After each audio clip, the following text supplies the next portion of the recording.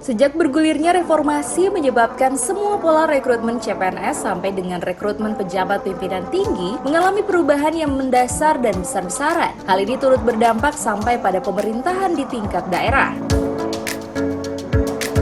Meritokrasi merupakan sistem yang memberi kesempatan kepada seorang ASN untuk dapat memimpin berdasarkan kemampuan dan prestasi yang dimiliki serta harus dikembangkan secara nasional untuk menjadi landasan dalam pelaksanaan rekrutmen calon pejabat.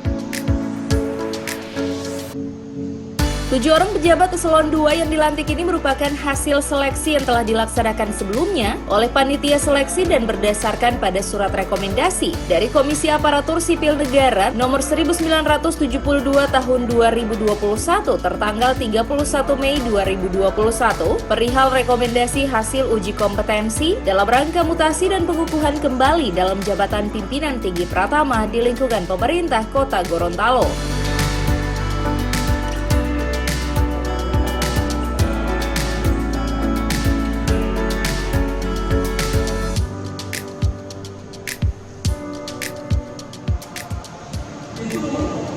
Bukan hal yang mudah, memerlukan talenta yang saya kira harus ditekuni oleh setiap aparatur negara.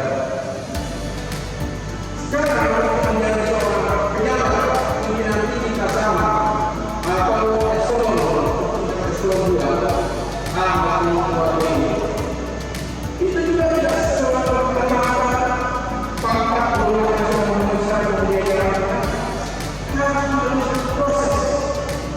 melalui seleksi yang dilaksanakan kalau istilah dalamnya atau dilakukan seleksi terpilih. Dilelang merupakan siapa yang berkenan dan berbicara silakan berkata, kemudian ada satu tim yang akan melakukan seleksi mulai dari rekam jejak.